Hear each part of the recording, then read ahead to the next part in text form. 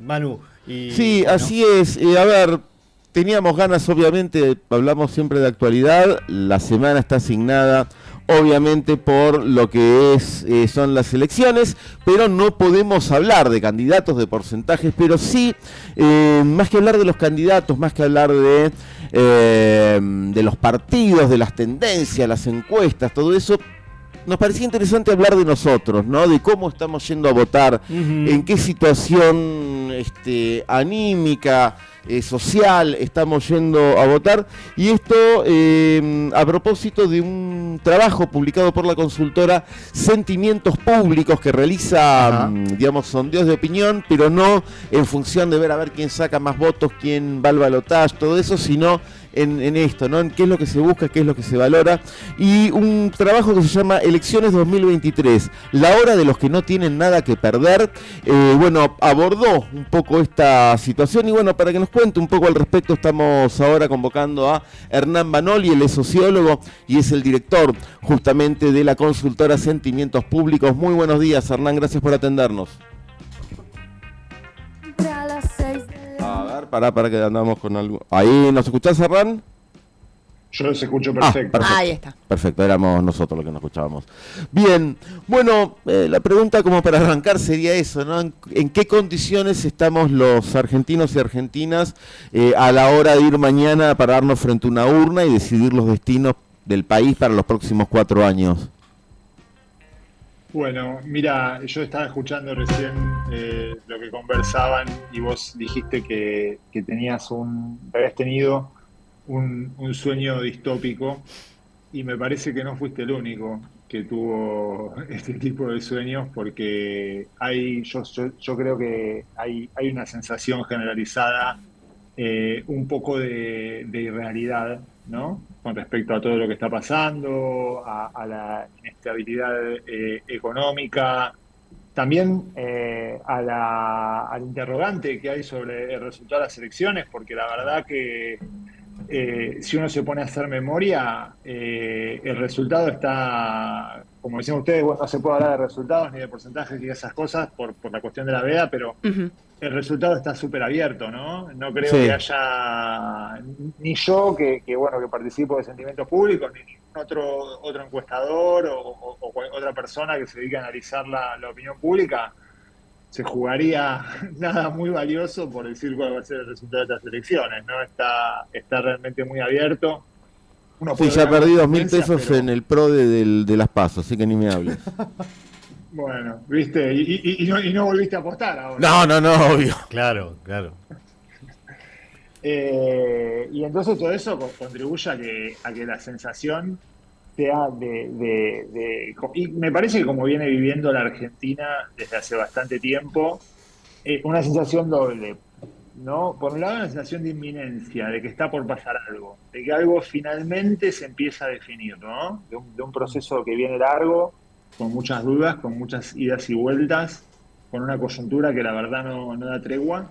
Y parece que, bueno, que mañana se empezara a definir algo de eso, que se empezara a clarificar un poco de ese panorama. Y por otro lado, bueno, la palabra que me venía ahorrando hasta ahora, pero que la voy a decir porque me parece que es el sentimiento preponderante, que es la incertidumbre, ¿no? Ujú. La imposibilidad de tomar alguna decisión, la imposibilidad de planificar, que se refleja en el consumo, que se refleja en otras decisiones vitales que la gente pospone o evita tomar hasta que el horizonte esté un poquito más claro. Eh, y bueno, eso genera un clima que es muy raro, al cual, si bien en la Argentina estamos un poco acostumbrados a esa sensación de inminencia, estos niveles de incertidumbre me parece que son bastante novedosos. Y después está toda la cuestión del enojo y del voto bronca, ¿no? Y del salto al vacío, que es una cosa que se viene diciendo mucho Perdón, y que nosotros por ustedes. algunas cosas que estudiamos relativizamos un poquito. A eso iba, ¿no? Esta idea del voto bronca, ¿no? Que uno por ahí desde un lado interpreta el voto a cierto candidato como un voto hecho con bronca, con resentimiento, con lo que sea. ¿No hay esperanza ahí también? Sí, nosotros, lo que nosotros creemos, y bueno, es algo que, digamos, como siempre, digamos, todas estas cuestiones forman parte de interpretaciones un poco más colectivas. Hay diferentes personas que lo vienen diciendo. Yo, digamos, siempre hablo de Pablo Semán o de Mayra Arena, que vienen hablando de que los votantes de este candidato que se presenta como una alternativa disruptiva, no solo son una cuestión de tener ganas de castigar, ¿no? O de la bronca o de una pasión como el resentimiento, sino que, bueno, también hay sectores de la población en los cuales el hartazgo, ¿no? y el debilitamiento que produce la incertidumbre lo llevan a poner algo de esperanza, ¿no? Con esta idea de que el voto puede establecer lo que nosotros llamamos un reseteo, ¿no? Ujú. Sí. Del sistema político y de la situación económica. En este caso, Hernán, buen día, Claudio te saluda. Se Claudio? daría claramente esa disrupción que no se veía tanto en otras elecciones anteriores. Y también te pregunto si la conformación del electorado, si tienen cifras de qué porcentaje hay mayores de 25, menores qué sé yo, de 45, si eso ha cambiado mucho desde el 83 hasta ahora, porque eso sería clave al momento de elegir en esta elección, ¿no? Sí, nosotros, digamos, lo que hicimos nosotros fue una encuesta que tiene a nivel nacional, que tiene bastantes casos, tiene más de 8.000 casos, y vemos que hay una partición en lo que tiene que ver con la mayor acumulación de frecuencias entre los rangos etarios, ¿no? Uh-huh. Y entonces, digamos, lo que nos llama un poco la atención es que, primero lo quiero relativizar un poco, porque obviamente que hay gente de una franja etaria que vota a un candidato y al Sí. otro, y Sí. no es que es el diario de la guerra del cerdo, ¿no? Que Sí. son todos los jóvenes contra todos los mayores, No, etcétera. por supuesto. Pero evidentemente el voto de la Libertad Avanza es mayoritariamente joven, está sobre representado en las franjas de edad que van entre los 16 y los 40 años, y es abrumadoramente mayoritario, o sea, con respecto a los otros partidos, entre aquellos que tienen entre 16 y 25. Uh-huh. Y masculino, ¿no? Y también, muy masculino. Sí, hay una distribución por género que llama la atención, porque los otros partidos están más parejos, ¿no? Pero bueno, son partidos que clásicamente no fueron necesariamente con una fuerte impronta de voto femenino, y hoy en día, ante el poco voto femenino que cosecha la Libertad Avanza, como que se feminizan los otros espacios, Claro. ¿no? Y también una cosa que llama la atención es que nosotros, la verdad que cerramos la encuesta hace una semana y media, más o menos, casi 2 semanas, porque bueno, ahí lleva un tiempo de procesamiento, etcétera, y tampoco te pueden dar muchos resultados en la veda, como ustedes venían diciendo. Pero entre los indecisos es muy grande la proporción de mujeres, ¿no? Había ahí como un electorado femenino y relativamente joven que no había definido su voto. Hernán, buen día, Darío Becchetti te saluda. Hernán, mientras te escuchaba, me trataba de imaginar si estamos frente a un actor nuevo que emergió definitivamente para participar de la política argentina y de la conversación pública por mucho tiempo, más allá del resultado electoral que tengamos mañana, o estamos hablando de un fenómeno que se entiende más coyunturalmente a partir de las Una especie de insatisfacciones. Bordón del 95. Bueno, claro, un Bordón del 95, claro, efectivamente, que frente a la derrota se terminó diluyendo y no fue más que una expresión momentánea, o estamos hablando de un actor nuevo con el cual vamos a tener que acostumbrarnos a su participación en la conversación pública por mucho tiempo. ¿Qué tal, Darío? Mira, me parece muy significativa tu pregunta. Yo te voy a contestar en base a algunas de las cosas que a nosotros nos resultaron del trabajo que hicimos. Sí. Dentro de los votantes de la Libertad Avanza, uno encuentra que hay un porcentaje minoritario de alrededor de un 15%, digamos, dentro de lo que es ese electorado, que tiene una relación fuerte, una relación identitaria, una relación, no sé si llamarla militante, pero sí intensa con los valores libertarios, digamos, ¿no? O sea que estamos hablando de un 15% dentro de un espacio que no sabemos a qué porcentaje va a llegar en estas elecciones, pero que bueno, que estamos siempre, venimos hablando de hace mucho tiempo de un escenario de 3/3. Ujú. Entonces, me parece que sí, que hay un grupo de gente en el cual esas ideas tienen una penetración importante, pero bueno, también no es mayoritario, ¿no? Es un grupo minoritario dentro de una franja de la población. Y después ahí ya me salgo un poco del estudio y te digo que yo creo que va a depender muchísimo de lo que pase con el espacio de Juntos por el Cambio, ¿no? Claro. Porque si Juntos por el Cambio se consolida, llega a llegar al balotaje, bueno, ahí hay que ver cuánto drena de ese otro espacio. Ahora, si Juntos por el Cambio explota por los aires y los radicales van para un lado y una parte de lo que podría pensarse como el macrismo va para otro y otra va para otro, y hay una división entre un Juntos por el Cambio de centro, uno podría llegar a pensar, y una más de derecha, bueno, ahí capaz que la parte derecha empieza a brevar en el Partido Libertario. Nosotros sabemos que es un partido que no tiene mucha estructura y que por su propia filosofía no tiende a organizarse orgánicamente tampoco de una manera muy concreta, muy sólida. De hecho, tuvieron que salir a hacer alianzas de último momento, etcétera. No, y lo que vimos en las Pero, elecciones provinciales, ¿no? exacto, no tuvo candidatos en muchas provincias. Y cuando los tenía era en provincias donde después ganó el candidato nacional, cuando era la elección provincial eran resultados realmente paupérrimos. Totalmente. Entonces lo que yo pienso es que vamos a estar cada vez más atados a las coyunturas, ¿no? Ujú. Y que los frentes políticos se van a empezar a acomodar un poco a eso.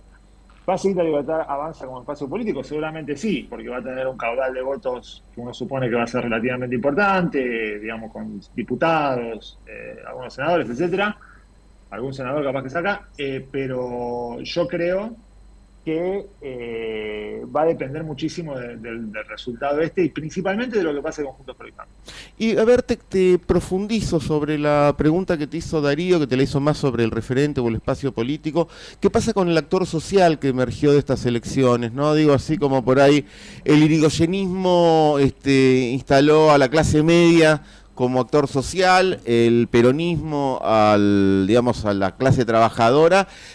¿Qué pasa con este sector? Mencionabas recién La Guerra del Cerdo, ¿no? La novela de Bioy Casares, en la que, bueno, eran unos jóvenes que querían matar a los viejos, que lo vimos esta semana, ¿no? Este día de los viejos meados, de qué pasa con este actor social que se expresó, que está, bueno, está dando una disputa fuerte por la conducción del país con el que ven como su líder, pasada esta elección, en caso que no llegaran a ganar, obvio, ¿no?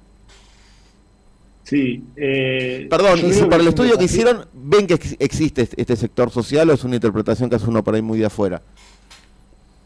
No, yo creo que existe este sector social si uno lo mira desde algunas características, digamos, tanto sociodemográficas, que es como lo que veníamos charlando hace un ratito, que tienen que ver con que, bueno, que gente en general que es más joven, tiene proclividad de ser más joven, y un público más masculinizado también, ¿no?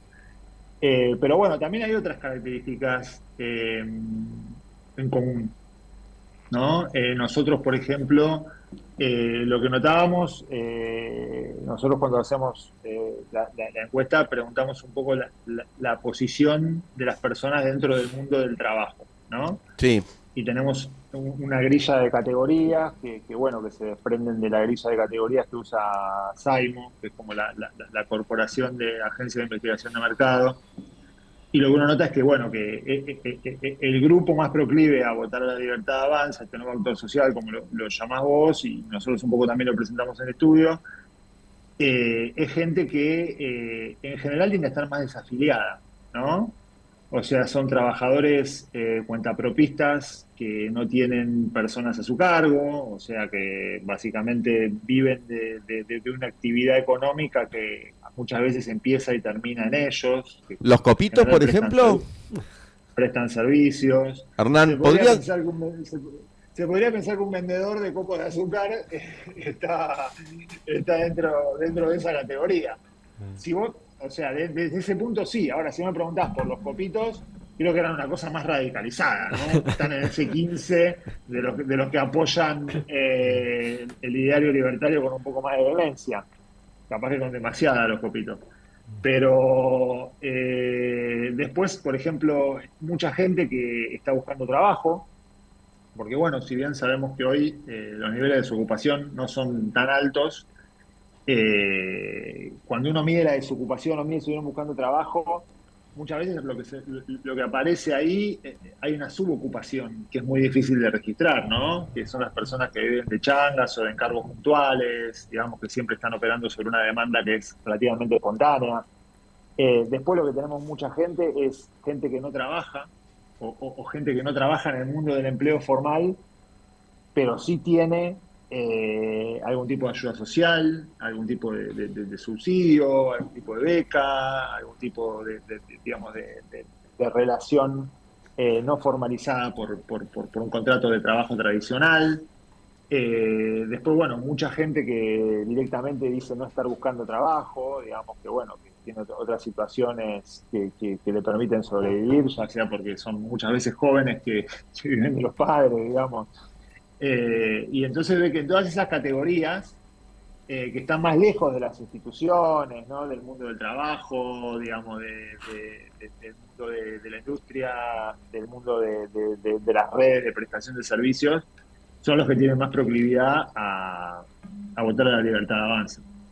Estamos charlando con Hernán Banoli de la consultora Sentimientos Públicos en esta conversación, ahí medio en el límite de la veda, donde decimos, pero no decimos. Bueno, el oyente, la oyenta estará más o menos atenta a lo que estamos hablando. Hernán, hay un tema también que me vino mucho en la cabeza. Por un lado, lo que te preguntaba recién sobre la emergencia de este nuevo actor, pero el otro más subjetivo, si se quiere, es cómo se han corrido en los últimos años algunos consensos que se creían mucho más fuertes en la conversación pública. Y pienso en las políticas de memoria, verdad y justicia, pienso en la incorporación, la inclusión de la diversidad en la vida pública argentina, pienso en la educación pública, en la universidad pública, toda una serie de valoraciones que si uno miraba 20 años para atrás decía, bueno, acá ya hay un piso de consenso que es muy alto, que no se va a mover, en todo caso discutiremos otras cosas. Da la impresión de que la emergencia libertaria nos lleva a discutir si la Tierra es plana, básicamente. ¿Cómo crees que ha impactado la emergencia de este nuevo actor en la conversación pública y sobre todo cómo crees que puede mantenerse esta tendencia de acá a unos años más? Mira, yo ahí creo que hay dos cosas. Por un lado es que la emergencia de un actor político que empieza a cuestionar todas estas cosas que nosotros creíamos que eran consensos básicos, ¿no? O que eran discusiones que la sociedad en cierta medida ya había saldado, ¿no? Como el tema de no negar la dictadura, el tema de que está bueno que haya una oportunidad para las personas de ir a una universidad pública y gratuita, etcétera. Me parece que vuelven a emerger porque hay un actor político con mucho peso y que va muy duro y de una manera muy vehemente, muy tajante y para muchos muy contraproducente sobre esos consensos que ya creíamos que estaban conquistados. Creo que eso es un fenómeno que ocurre mucho en la esfera mediática, que obviamente que es una esfera que no es despreciable, que es importante, digamos, por la proliferación obviamente de las redes sociales y también por los temas que aparecen vueltos a trabajar en los medios.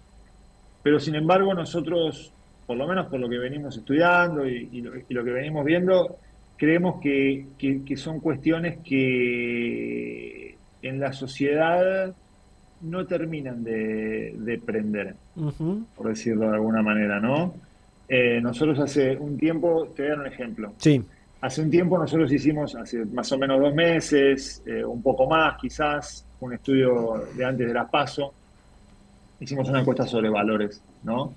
Y bueno, el método era hablar un poco con la gente, algunas entrevistas, algún grupo focal, etcétera, y en base a eso construir frases para preguntar grados de acuerdo. Y una de las frases era el respeto a las identidades de género es un requisito indispensable para tener una sociedad más abierta, ¿no? Que eso, digamos, a nosotros nos surgió como un eje de discusión y nosotros lo preguntamos de esa manera porque, bueno, veíamos la contradicción, ¿no? Entre un supuesto liberalismo o libertarianismo y una cosa un poco como contraria a los derechos de las identidades. Totalmente. Y la gente estaba bastante de acuerdo, estaba, te diría, un 60 o más de acuerdo, y encima tenés todavía el margen de los que no saben, que siempre es entre un 5 y un 15, y estaba bastante de acuerdo con eso. Es decir, me parece que hay algunos consensos que siguen en la sociedad, creo que con respecto a la última dictadura militar también, y que bueno, estas minorías intensas los ponen en escena, los discuten, los militan, y para la gente son temas que ya están saldados y que no definen su voto, digamos, ¿no? Creo que la gente hoy no está votando a favor o en contra del respeto a las identidades de género, ni está votando a favor o en contra del negacionismo de la dictadura. Que lo que se está dirimiendo en esta elección es otra cosa, y la gente puede decir, bueno, yo lo voto a este tipo porque representa un cambio radical que yo estoy esperando.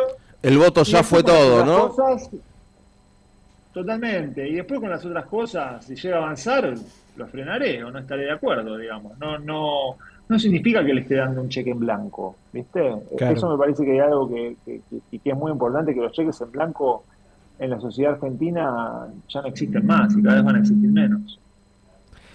No podría estar más de acuerdo con esa Totalmente. última afirmación. Hernán, te agradecemos muchísimo el tiempo para Radio Estación Sur y seguramente volveremos a convocarte en algún futuro. Bueno, encantado y muchísimas gracias. Por favor.